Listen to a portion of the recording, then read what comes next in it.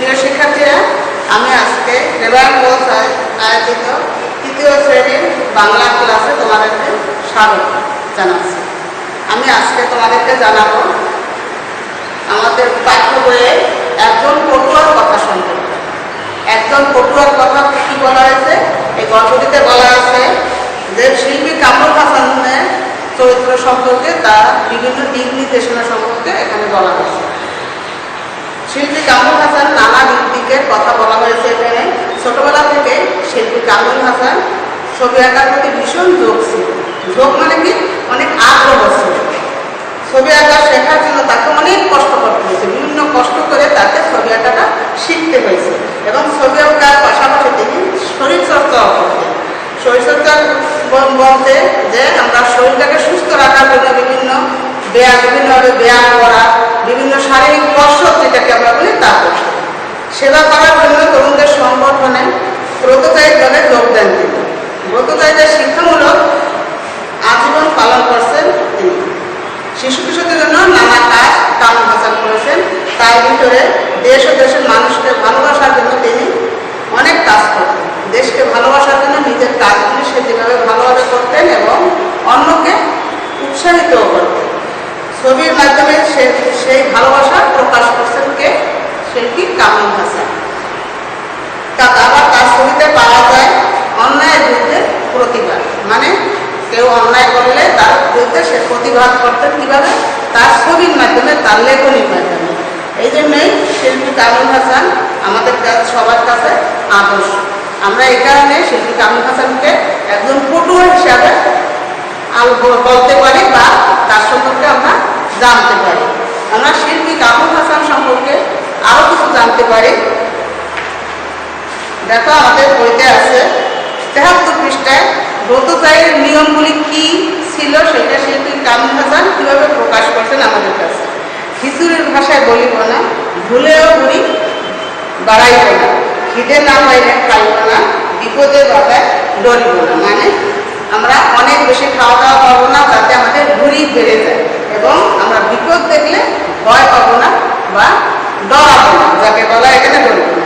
বিলাসিতা ভাব খুশিব না, রাগ পাইলেও রসিব না। মানে আমরা অনেক ভাগ্যমূর্তিপূর্ণ জীবনযাপন করবো না এবং রাগ পাইলেও ক্ষোভে আক্রোশে ফেটে করবো না। দুঃখেও হাসিতে ভুলিব না, বেমারিতে মন ফুলিব না।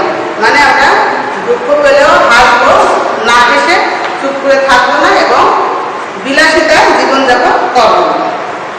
অসত্য চালিব না, দৈবে ভরসা রাখব না। মানে আমরা মিথ্যা কথা দিয়ে অসত্য কোনো কাজ করবো না এবং শুধু প্রকৃতির উপর নির্ভর করে থাকবো না। আমরা নিজেরাও নিজেদের আত্মবিশ্বাসের উপরে নিজের ভরসা রাখবো এবং সেই অনুযায়ী কাজ করে আগে যাবো।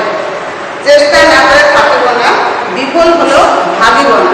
মানে সব কাজের জন্য আমরা চেষ্টা করবো, ভয় পেয়ে পিছনে সরে যাবো না বা পিছু হটবো না, অথবা বিফল হলে আমরা ভয় পেয়ে বসে থাকবো না, আবার বারবার চেষ্টা করবো যাতে আমরা ভালো কিছু করতে পারি। ভিক্ষা জীবন মানিব না, কথা দিয়ে কথা ভাঙিব না। মানে আমরা ভিক্ষা করে জীবন চালাবো না। ভিক্ষা মানুষকে শেষ করে দেয়, অনেক উপরে নির্ভরশীল করে দেয়। জন্য ভিক্ষা জীবন আমরা মানব না বা কামনা করবো না এবং কথা দিয়ে কথা ভঙ্গ করবো না, কথা দিয়ে কথা রাখার চেষ্টা করবো। এটা ছিল আমাদের কামরুল হাসানের একটা ব্রতচারীর নিয়ম। আমরা দেখো কামরুল হাসানের সম্পর্কে জানতে পারলাম এবং সে কি করছে? মানুষ ও দেশকে ভালোবাসত। সেই জন্য 1971 সালে তিনি মুক্তিযুদ্ধে গিয়েছিলেন। তার প্রসিদ্ধ ছবির নাম হলো ৩ কন্যা নায়র উকিল। আমরা কামরুল হাসানের মতো দেশকে ভালোবাসবো এবং কামরুল হাসানের মতো প্রসিদ্ধ হওয়ার বা সুন্দর বা জীবনযাপন করার চেষ্টা করব। দেখো, আমরা কিছু শব্দার্থ জেনে নেই। আমরা কোন গল্পটা বললাম এতক্ষণ? একজন পটুয়া।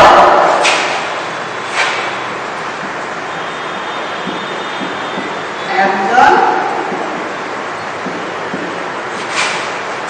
পটুয়া,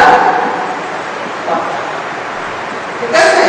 একজন পটুয়ার কথা থেকে আমরা এখন সুন্দর সুন্দর কিছু শব্দার্থ খুঁজে নেই, দেখে আমরা নতুন নতুন কিছু শব্দার্থ করতে পারি কিনা বা বলতে পারি কিনা। দেখো শিল্পী কামরুল হাসানের একজন বক্তার কথার ভিতরে আছে, দেখো নতুন কিছু শব্দ অর্থ ব্যায়াম।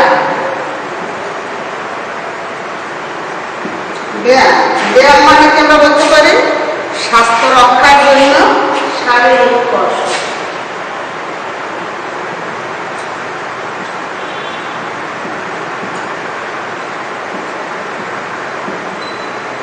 স্বাস্থ্য রক্ষার জন্য শারীরিক কষ্ট।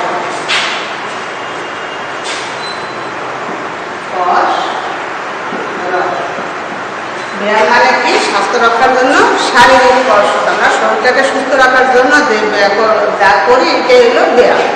তারপর হলো হইচই।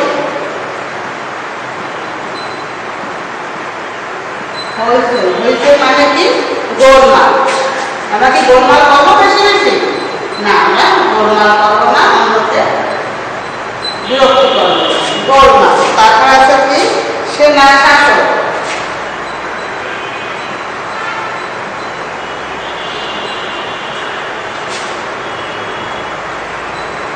সেনা শাসক মানে কি সেনাবাহিনীর কর্মকর্তা দ্বারা, সেনাবাহিনীর কর্মকর্তা তাদেরকে আমরা বলি কি সেনা শাসক। সেনা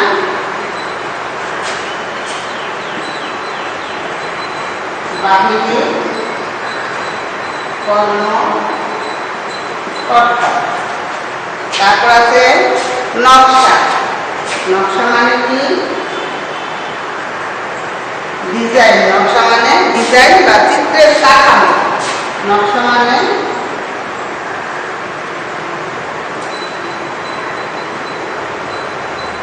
ডিজাইন অথবা চিত্রের কাঠামো।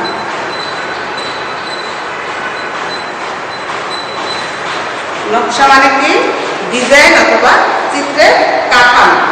তারপর আছে দেখো মাদ্রাসা।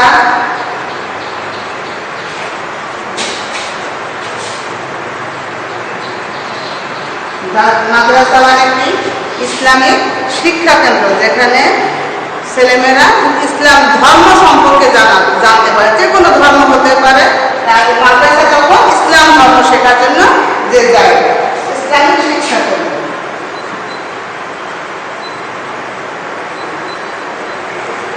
ইসলামিক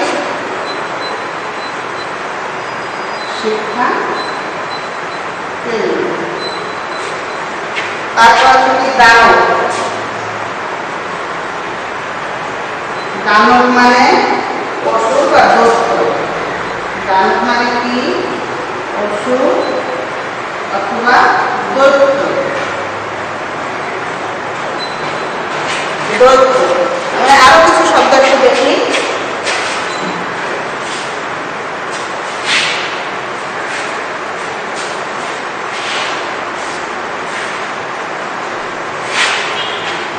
আমরা আরো কিছু শব্দ একটু দেখে নিই। কারখানা।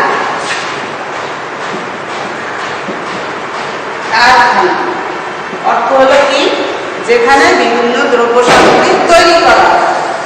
যেখানে বিভিন্ন দ্রব্য সামগ্রী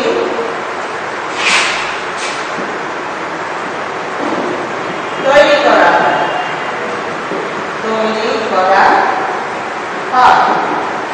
তারপর আছে দেখো সততা। সততা মানে কি সাধুতা। সততা মানে সাধুতা। তারপর আছে পটুয়া। পটুয়া মানে চিত্রকর। পটুয়া মানে কি চিত্রকর। যে ছবি আঁকে তাকে চিত্রকর বলা হয়। যে ছবি আঁকে তাকে কি বলা হয়? চিত্রকর বলা হয়। নায়ক মানে কি নায়ক নেতা। নায়ক মানে কি নেতা। নেতারা যে সব কাজে দলনেতা আমরা যাকে বলতে পারি, সব কাজে সহযোগিতা করে অথবা লিডিং দেয় বা লিড দেয় না, মানে দলনেতা যেটাকে আমরা বলি।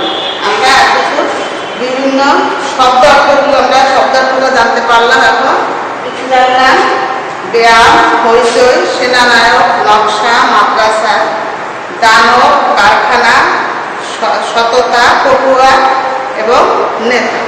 আমরা এখন দেখো তোমাদের পাঠ্য বইয়ে 74 পৃষ্ঠায় শূন্যস্থান আছে, আমরা কিছু শূন্যস্থান সম্পর্কে জেনে নিই।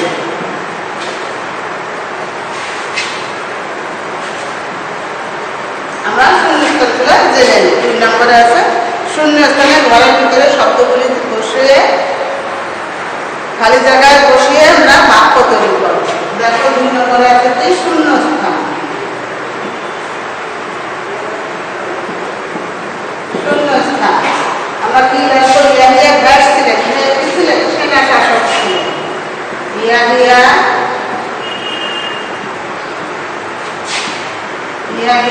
ভ্যাস ছিলেন। ইয়া ছিলেন সেনা শাসক। সেনা শাসক ইয়া ছিলেন সেনা শাসক ছিলেন। ছবিতে মূল কথার নকশা আঁকা হয়েছে। ছবিতে